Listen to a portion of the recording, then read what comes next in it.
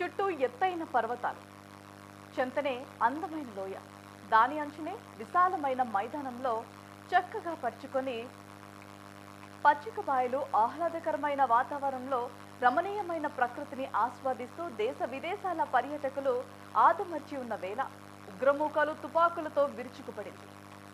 Mini Swiss అనే పేరున్న ప్రాంతం తుపాకుల మోత, తూటాల గాలతో దూసుకుపోయాయి.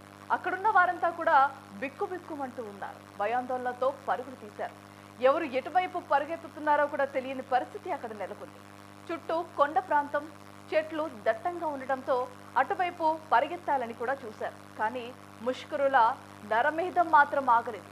చల్లని ప్రదేశాన్ని చూద్దామని వచ్చిన వారిని పొట్టన పెట్టుకున్నారు. సందర్శకుల కేరింతలతో అప్పటి వరకు సందడిగా ఉన్న ఆ ప్రాంతం ఒక్కసారిగా ఆర్తనాదాలతో దద్దరిల్లింది. తూటా గాయాలతో నెత్తరోడుతూ ఒక్కొక్కరుగా నేలు కొరిగారు. పచ్చని మైదానం రక్తసిక్తమైంది. ముష్కరుల అవామనీయ చర్యలకు నాగరిక ప్రపంచం అనివార్యమైంది. జమ్మూ కాశ్మీర్లో గతంలో ఎన్నడూ లేని విధంగా పర్యాటకులపై నేరుగా జరిగిన అతిపెద్ద ఉగ్రదాడి ఇది.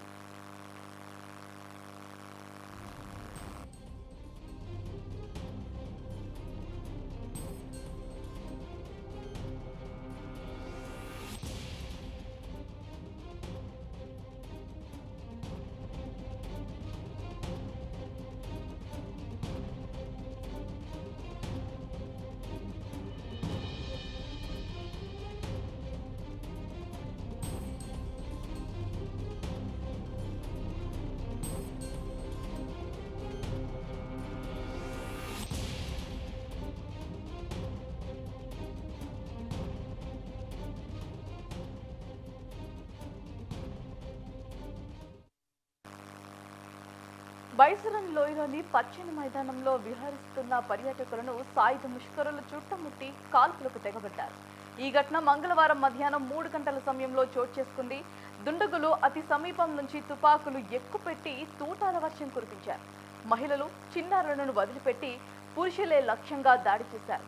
30 మంది పర్యాటకులు ప్రాణాలు కోల్పోయారు. పదుల సంఖ్యలో గాయపడ్డారు. కాల్పుల శబ్దం విని అప్రమత్తమైన భద్రతా బలగాలు హుటాహుటిన ఘటనా స్థలానికి చేరుకుని ఉగ్రవాదుల కోసం వేట మొదలెట్టాయి. ప్రధాని మోదీ సూచన మేరకు కేంద్ర హోంశాఖ మంత్రి అమిత్ షా మంగళవారం రాత్రి శ్రీనగర్కు చేరుకున్నారు. మృతుల్లో 2 విదేశీయులు ఉన్నట్లుగా అధికారులు గుర్తించారు.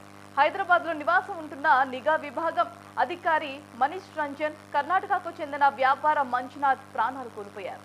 పర్వతాల మధ్య ఉండే బైసరన్ ప్రాంతానికి కాలినడకన లేదా గుర్రాలపై మాత్రమే చేరుకునే అవకాశం ఉంది. కాల్పుల్లో గాయపడిన వారిలో కొందరికి గుర్రాలపై కిందకి తరలిస్తున్నారు. అయితే సహాయక చర్యల కోసం హెలికాప్టర్ను కూడా వినియోగించారు.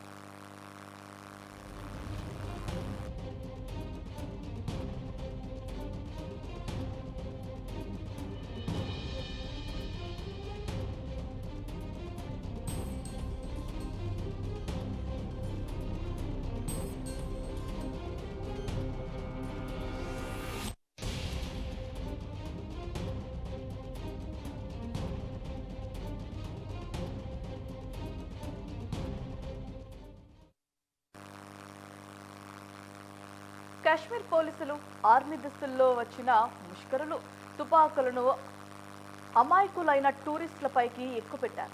గుర్రాలపై రైడింగ్ చేస్తున్న వారిని, ఫోటోలకు పోజులు ఇస్తున్న వారిని, కుటుంబాలతో సేద తీరుతున్న వారిని వదిలేశారు. పేర్లు, ఐడి కార్డులు అడిగి మరీ చంపేస్తున్నారు. కొందరిని దుస్తులు విప్పించి మరీ చంపినట్లుగా తెలుస్తోంది. ఇక ఈ దాడిలో కేవలం పురుషులనే చంపారు ముష్కరులు. మగవారిని తమ భార్య పిల్లలు ముందే కాల్చిపడేశారు. కొందరి తలల్లో తూటాలు దించారు. మరికొందరిని ప్రైవేట్ పార్ట్స్లో కాల్చారు. నోట్లో గన్ పెట్టి ఇంకొందరిని చంపేశారు. కనికరం లేని ఆ ఉగ్రముఖ.